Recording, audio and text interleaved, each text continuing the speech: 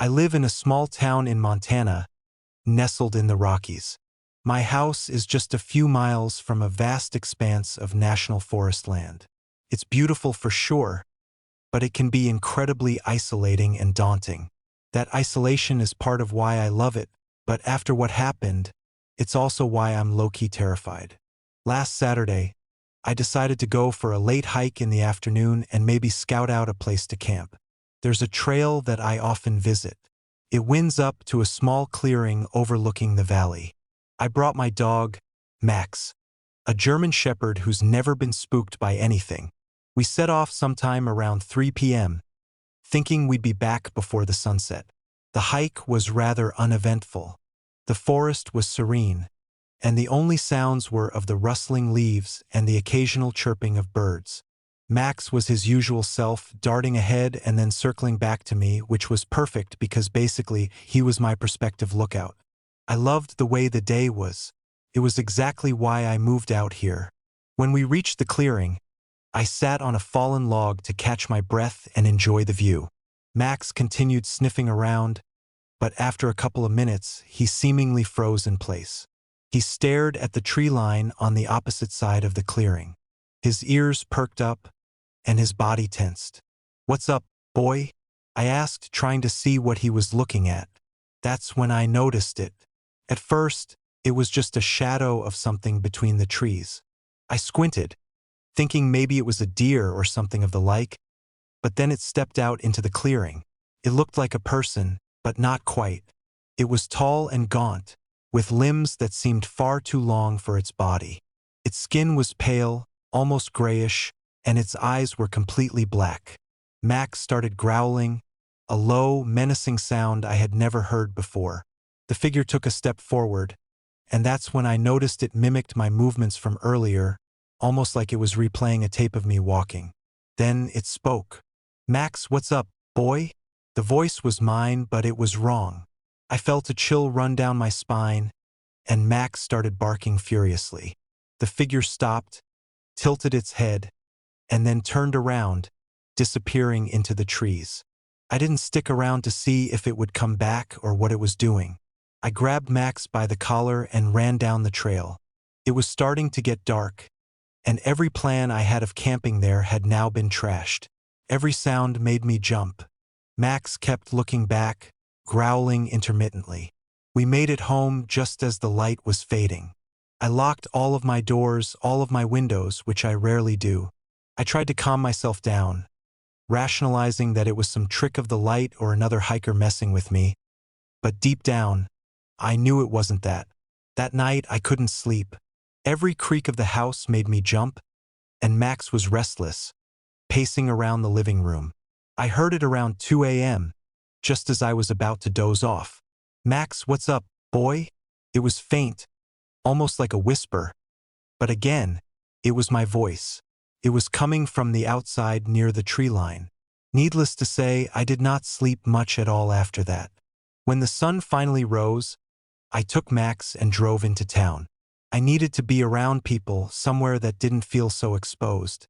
I told my friend Jake about it, and he just laughed, then said I'd been out in the woods for far too long. And hell, maybe he's right. Maybe I need to get out of the woods and move back to town or something. I haven't been back to that trail since. Whenever I think about hiking, camping, fishing, I hear that voice again, and I can't bring myself to leave the house. I don't know what I saw, but I'm sure of one thing. It saw me too. In the early 90s, my parents sent me to a YMCA summer camp in the New Jersey Pine Barrens. It was called Camp Matalinaqui and was located on the shores of a series of man-made lakes called Medford Lakes. So not precisely backwoods, but not really in the center of town either. We all knew the stories of the Jersey Devil, but the camp had a few of its own ghost stories. The White Lady, said to have jumped off a bridge on her wedding day, and Hatchet Harry, an axe-wielding maniac who got kids who wandered into the woods. Both stories were meant to keep kids from wandering off. I encountered neither of those. I woke up in the middle of the night in my bunk and heard rustling in the bushes. The cabins were at a half-wall with a screened-in window all around, save for the back wall. It had 8 bunk beds, 4 on each side. You could lay in your bunk and look right out the windows. It sucked when it rained because there were no shutters. I had heard some rustling, so I grabbed my flashlight and shined it into the bushes across from the front of the cabin, sweeping from bottom to top.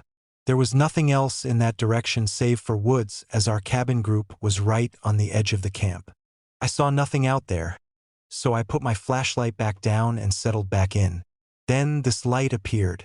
It was a bluish-white light flickering slightly like a firefly. The light slowly followed the same path my flashlight had traced, bottom to top, and then disappeared. It really scared me, but I didn't want to wake the grouchy counselor, so I don't know.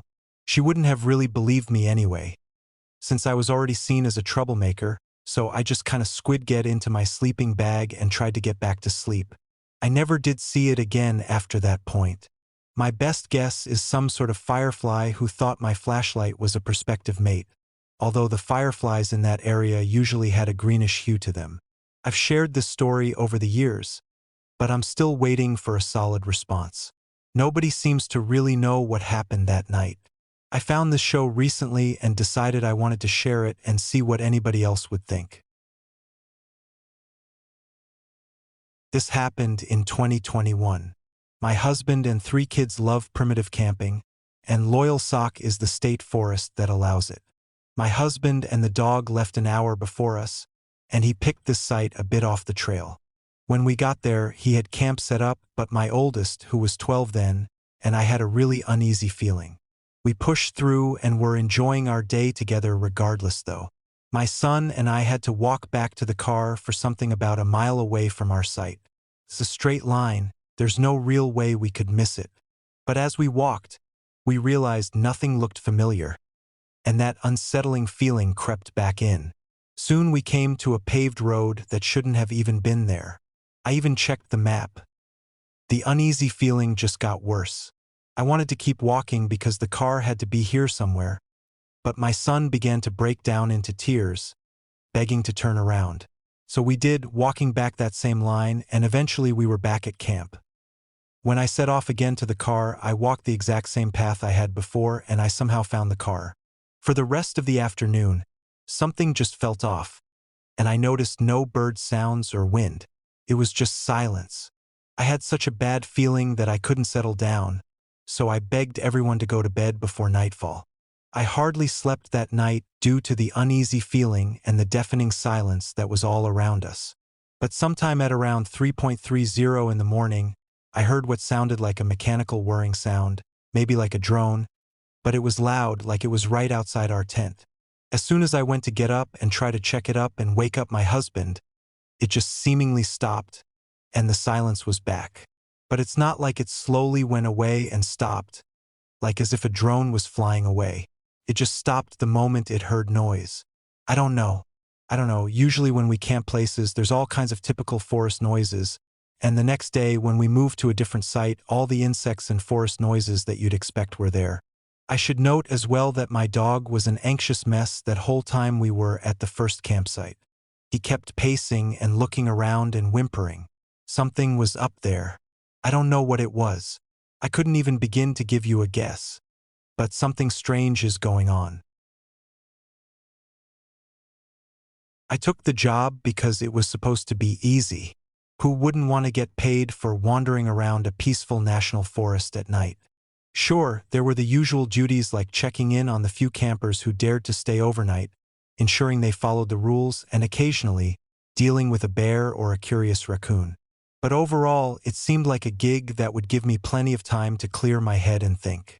I never expected that my first fundamental shift would actually be my last. Stillwood Forest wasn't large by any means and wasn't very well known. Nestled in a remote part of the state, it was kind of a place where locals came to escape the bustle of everyday life. The forest was dotted with a few campsites, hiking trails, and a small lake that looked like it was pulled straight from a postcard. I had heard rumors about the place, of course. Every small town has its ghost stories and urban legends. I laughed them off at the time, but now I honestly wish I hadn't been so quick to dismiss them. It was an absolutely beautiful, crisp night in mid-September when my ordeal began. The forest was quieter than usual, with only 2 occupied campsites. I started my patrol around 10 p.m., armed with only a flashlight, a walkie-talkie, and a thermos of coffee. I always thought it was overkill to carry the radio, but protocol was protocol. The first site I visited was occupied by a family of 4. A mom, a dad, and 2 younger kids. They were roasting marshmallows over a campfire, laughter echoing through the trees. I checked in with them briefly, exchanging pleasantries before moving on. The second site was a bit further away, closer to the lake. A lone camper, an older gentleman named Henry the First Believe, had set up his tent, and he was a regular known for his love of fishing and solitude. When I arrived, he was already asleep, the embers of the campfire dying down. Satisfied that everything was in order, I returned to the main trail. It must have been around midnight when I heard it. A low, guttural sound that seemed to come from the forest depths. At first, I thought it was just an animal, maybe a deer or a bear. But the noise was unlike anything I had honestly ever heard. It sent a chill down my spine, raising the hairs on the back of my neck. I stopped, scanning the darkness with my flashlight, but saw nothing unusual. Shaking off the unease, I continued my patrol. The sound came again, louder this time and closer. It was a mixture of a growl and a groan, primal and menacing. My heart pounded in my chest as I turned toward the direction of the noise, a flashlight beam cutting through the night, just beyond the edge of light. I saw movement, a shadow slipping between the trees. It was tall and humanoid, but distorted. For a moment, I thought my mind was playing tricks on me. Maybe it was a trick of the light or my imagination running wild. But then I saw the eyes. They were glowing. They were piercing. They seemed to bore into my soul. They were a sickly yellow, filled with an evil intelligence. The creature stepped into the light and my breath caught in my throat. It stood over 7 feet tall. Its skin was pale and stretched over tightly over a skeletal frame. Its limbs were long and spindly, ending in sharp, claw-like fingers. Its mouth was twisted into a grin, revealing rows of jagged teeth. Panic set in, and I did the only thing I could think of. I ran. I bolted down the trail, my heart hammering in my chest and my lungs burning. Behind me, I could hear the creature's heavy footsteps gaining on me. I fumbled for my walkie-talkie, desperate to call for help. My hand shook as I pressed the button, and my voice came out in a strangled whisper. "This is Sam. I need help. There's something in the forest. Something wrong." Static cackled through the radio, followed by my supervisor's voice. "Calm down, Sam. Where are you?" "Near the lake," I gasped. "It's following me." I didn't wait for his response. I kept running, the flashlight beam bouncing wildly with each step. The path seemed to stretch forever, the trees closing in around me. The creature's growls louder and more frantic. I glanced over my shoulder at some point and saw the creature was closer than I ever thought it could be, its eyes glowing with a predatory hunger. Up ahead, I saw a faint light. The ranger station. A surge of hope propelled me forward. I burst through the door, slamming it shut behind me and locking it. My breath came in a ragged gasp as I leaned against the door, trying to calm my racing heart. I grabbed my radio again, my voice shaking. "I'm at the station. It's outside." There was a pause and Mike's voice came on. It sounded laced with concern. He said to stay inside and that he'd be on his way. I sank into my chair, eyes fixed on the door. Outside, I could hear the creature moving around, its claws scraping against the wooden walls. It released a low, menacing growl that sent shivers down my spine. I glanced around the room, searching for anything I could use as a weapon. My eyes fell on a rusty old axe hanging on the wall. It wasn't much, but it was going to have to do. Hell, it was better than absolutely nothing in my bare hands. Gripping the axe tightly, I positioned myself by the door, ready to defend myself. Minutes felt like hours as I waited, the tension in the air thick enough to cut with a knife. The creature continued to prowl outside, its growls growing more agitated. Finally, I heard the sound of a vehicle approaching. Mike's voice crackled over the radio. "I'm here. Stay where you are." The creature was illuminated by the headlights of Mike's truck, and for a brief moment, I saw it. It was even more horrifying than I had even realized. Its skin glistening in the light, its eyes burning with rage. Mike stepped out of the truck, shotgun in hand. "Get away from the door," he shouted. I scrambled back as Mike fired a shot. The creature let out a roar and lunged at him. Another shot rang out and the beast staggered, but it didn't go down. I watched in horror as it swiped at Mike, knocking him to the ground. I knew I had to act. Gripping the axe, I flung the door open and charged at the creature, screaming at the top of my lungs. It turned towards me, eyes blinging.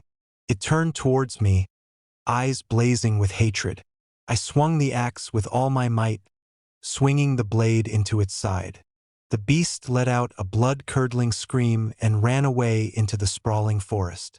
Pain shot through my body as I fell to the ground though, because it did end up getting me a good swipe on my knee. Now, for just a moment, everything fell silent. The creature released one final, shuddering scream as it was running off into the forest. We did report the incident to authorities and higher up, but the creature's body, if it had died, was never found, and I'd never heard anything else about it. All that remained were deep gouges in the ground and lingering senses of dread. They chalked it up to a bear attack, but we knew the truth. To this day, I don't know what that creature was or where it came from. I quit my job the next day, and I couldn't bring myself to set foot in that forest ever again. The memory of those glowing eyes and twisted grin haunts my dreams.